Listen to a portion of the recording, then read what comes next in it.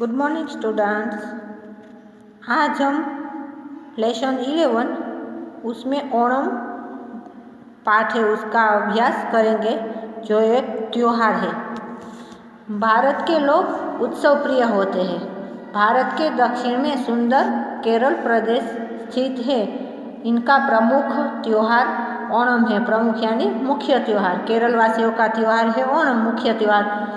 इस त्यौहार के साथ महाबली की पौराणिक कथा जुड़ी है। महाबली केरल प्रदेश के राजा थे।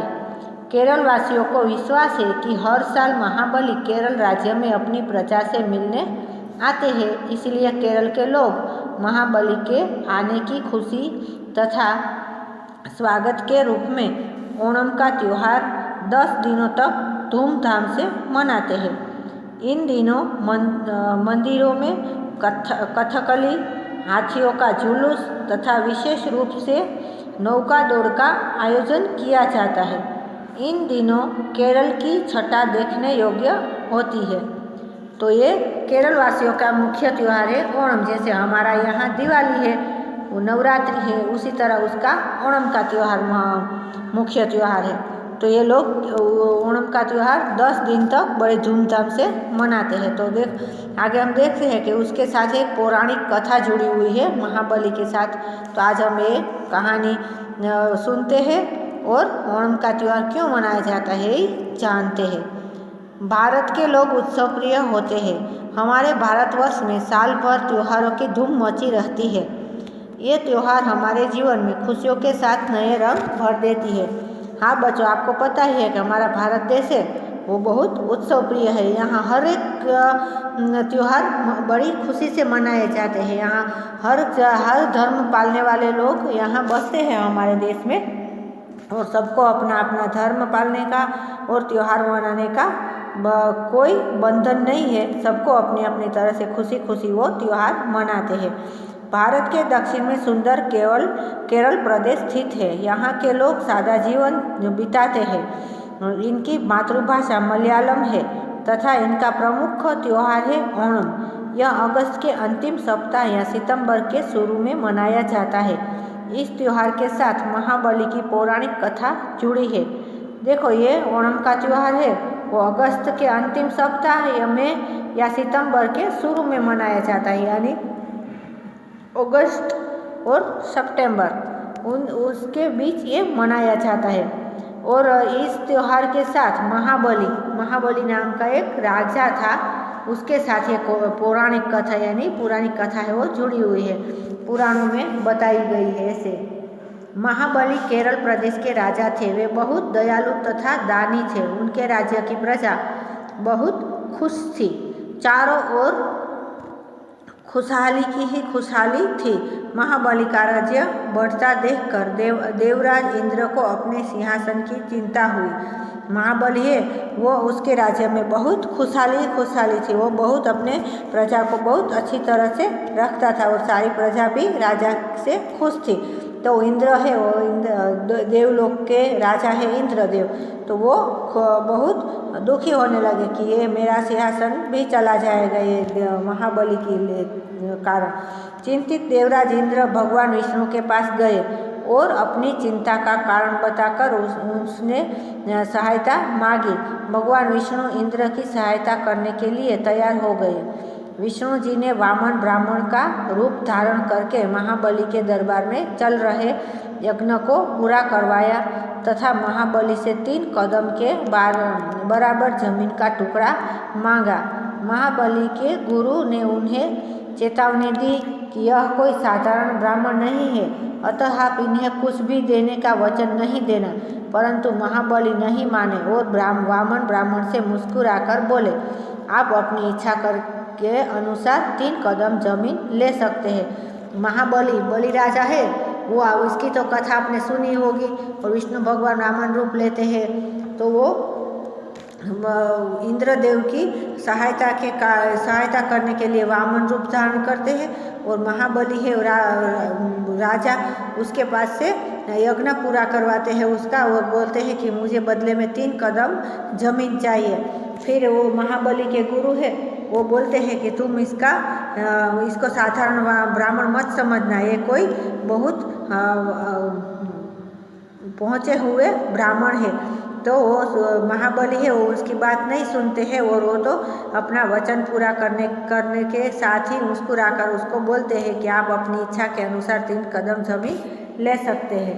देखो दिख रहा है ना, यह वामन रूप धर के आए विष्णु भगवान, ये महाबली है, हाथ जोड़कर खड़े हैं।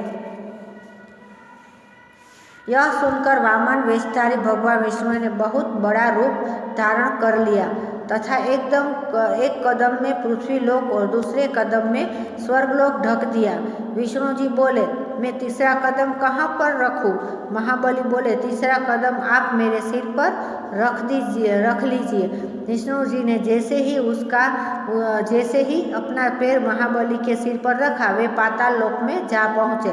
विष्णु जी ने उन्हें पाताल का राज्य दे दिया और बोले, मैं तुम्हारी भक्ति से खुश हुआ, अतः कोई एक वरदान मांग सकते हो। महाबली ने विष्णु जी से कहा, आप मुझे हर साल अपनी प्रजा से मिलने की आज्ञा दे दीजिए। विष्णु जी ने उनकी प्रार्थना स्वीकार कर ली। देखो महाबली है, वो बहुत वचन प्रिय राजा थे।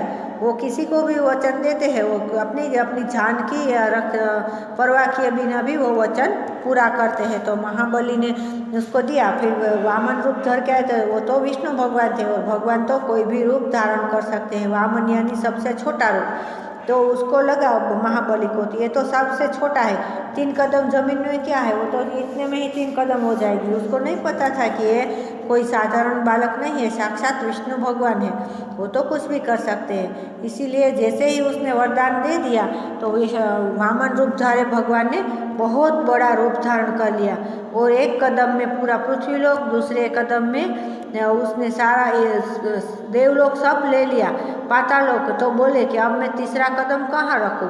तो महाबली बोलता है कि तीसरा कदम आप मेरे सिर पर रख दो। और जैसे ही भगवान उसके सिर पर पैर रखते हैं, तो वो भगवान थे, भगवान के कदम तो कोई ऐसे वैसे थोड़े होते हैं। तो महाबली सीधा पाताल लोक में चला जाता है। पाताल लोक यानी धरती के अंदर के हिस्से के भाग होता है, वो वहाँ चला जाता है। और विष्णु भगवान ऐसे ही उसको नहीं करते हैं, वो उसकी भक्ति देखकर खुश हो जाते हैं, उस पर प्रसन्न होते हैं महाबली पर और बोलते हैं कि आज से मैं तुम्हें पाताल लोक का राजा बना देता हूँ और तू यहाँ भी खुश रहना।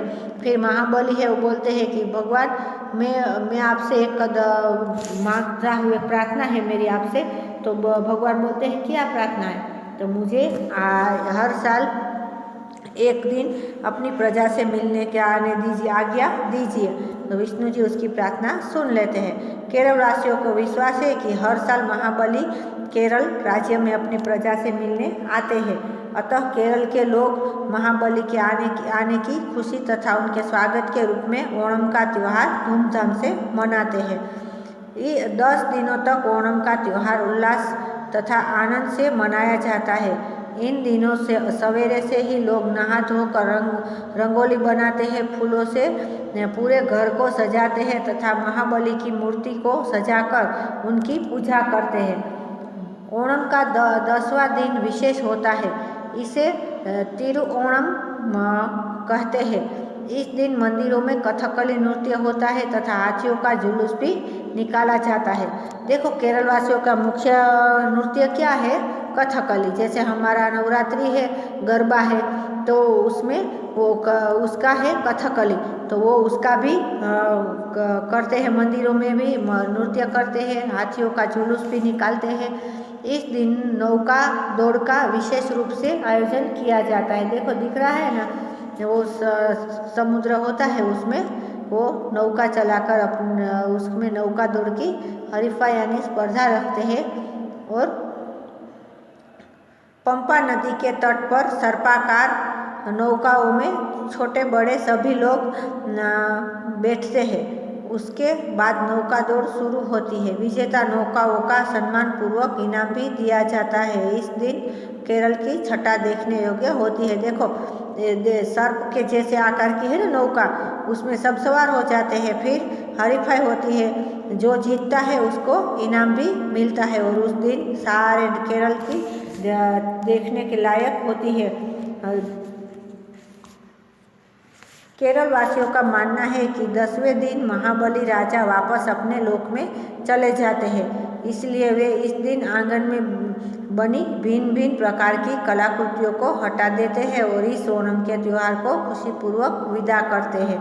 जो इस केरल वासियों का मानना है कि 10वां दिन होता है, आखिरी दिन, तब महाबली वापस चले जाते हैं, इसलिए वे इस दिन आंगन में बनी भिन्न भिन्न प्रकार की कलाकृतियों को हटा देते हैं, क्योंकि उसके राजा है वो जा रहे हैं और ओणम के त्यौहार को खुशीपूर्वक विदा करते हैं। 10वां दिन आखिरी होता है और खुशी से वो विदा कर देते हैं।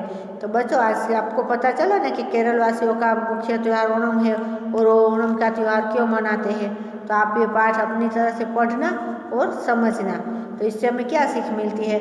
सीख त्योहार आनंद और उल्लास के साथ, भाव के साथ भाईचारे की सीख देते हैं। हर एक त्यौहार है उसमें हम साथ मिलकर जो त्यौहार मनाते हैं उससे हमारा प्यार भी बढ़ता है, आनंद मिलता है और उल्लास भी बढ़ता है और एक दूसरे के प्रति जो हमारा भाव है वो भाईचारे की सीख देता है हमें।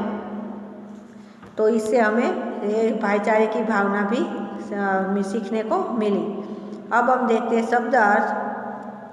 त्योहार, फेस्टिवल, FESTIVAL फेस्टिवल, पौराणिक, पुराण संबंधी, माइथोलॉजिकल, MYTHOLOGICAL माइथोलॉजिकल, विश्वास, भरोसा, ट्रस्ट, TRUST ट्रस्ट, आयोजन, प्रबंध, समारोह, अरेंजमेंट, ARRANGEMENT अरेंजमेंट, सर्पाकार, सर्प के आकार का, स्नेक शब्द, SNAKE SHAPED स्नेक स्पेड, साधारण, सामान्य, ऑर्डिनरी, ORDINARY ऑर्डिनरी, प्रार्थना, विनंती, रिक्वेस्ट, REQUEST रिक्वेस्ट, उल्लास, खुशी, हर्ष, happiness, joy, HAPPINESS happiness, JOY joy, वामन, नाटा या बौना, सॉल्ट, ड्राफ्ट, SHORT सॉल्ट और दूसरा है DWARF ड्राफ्ट। अब हम देखते हैं भाषा ज्ञान। पहला क्वेश्चन है, जिस संज्ञा शब्दों से किसी गुण, दशा और अवस्था का बोध होता है उन्हें भाववाचक संज्ञा कहते हैं, जैसे चालाकी, मित्रता आदि। आपने ये सीख ही लिया है भाववाचक संज्ञा क्या है। संज्ञाओं में हम देख ही लिया है कि गुण, दशा और अवस्था के बोध होता है उनको हम भाववाचक, जिस वाक्य से पढ़ने के बाद उसमें से हमें जो भाव प्रकट होता है उसे भाववाचक संज्ञा बोलते हैं। सही भाववाचक संज्ञा पर राइट का निशान लगाइए। पढ़ना, तो पढ़ाना या पढ़ाई, पढ़ना है वो भाव है और पढ़ाई तो भाववाचक संज्ञा बन गई। कठिन, कठिनाई, मीठा, मिठास, मिठास, मीठा है तो उसके अंदर भाव क्या है? मिठास का भाव। सजाना, तो सजना, सजना है वो उसका भाव है, तो भाववाचक संज्ञा इसे बोलते हैं जिसमें से कोई भाव दिखाई देता है। वही सही जगह पर अनुस्वार, जैसे हम ऊपर बिंदी लगाते हैं ना, या अनुनासिक या चंद्र बिंदी लगाकर शब्द बनाइए। पहला शब्द है आधी, तो उस पे ऊपर हम चंद्र बिंदी लगा देंगे तो आंधी बन जाएगा। अंग, सुंदर, आँख, मुंह, अंधेरा, सेवैया, आनंद। तो इस पे ऊपर अनुस्वार या अनुनासिक शब्द बिंदी लगाकर हम इस शब्द को बना देंगे। कोष्टक में दिए गए शब्दों की सही बहुवचन स्वरूप लिखकर वाक्य पूरे कीजिए। इसमें हमें बहुवचन लगाकर वाक्य पूरे करने हैं। तो हम देखते हैं, जो ये यहाँ थोड़ी खाली जगह दी गई है, उसके सामने है कौंस में दिया है फूल, मेला, तैयारी, बड़ा छोटा। तो ये सब है वो एक वचन है, तो हमें ये शब्द को बहुवचन में कैसे लिखना है वो हम देखते हैं। पहला है घर को तरह तरह के फूलों से सजाते, तो उसमें फूल है तो उसका बहुवचन हो जाएगा फूलों। फिर दूसरा है खाली जगह में खर्च करने के लिए सभी बच्चों को पैसे मिले, तो मेला है, मेला होता है एक वचन है, तो बच्चे हैं एक से ज़्यादा है, और मेले में खर्च करने के लिए सभी बच्चों को पैसे मिले, मेला का बहुवचन रूप है मेले। सभी केरल जाने की खाली जगह में लगे थे। अब दिया है तैयारी, तो तैयारी है उसका बहुवचन होगा तैयारियों में लगे थे। सर्पाकार नौकाओं में खाली जगह सभी लोग बैठते हैं। बड़ा छोटा, तो बड़ा छोटा है वो एक वचन है, तो हमें उसको दो बहुवचन बनाएंगे तो बड़े छोटे। तो सर्पाकार नौका में बड़े छोटे सभी लोग बैठते हैं। तो बच्चों आपको समझ में आया ना एक वचन और बहुवचन कैसे लिखते हैं और कैसे पूरा किया है सभी से वाक्य को। तो आप ये पूरा वीडियो देखना और अच्छी तरह से समझना, और ये पाठ अपने आप पढ़ेंगे तो आपको ज़्यादा समझ में आ जाएगा। इसीलिए आप सब ये एक्सरसाइज और ये पाठ अच्छी तरह से समझ लेना और पढ़ना। Thank you.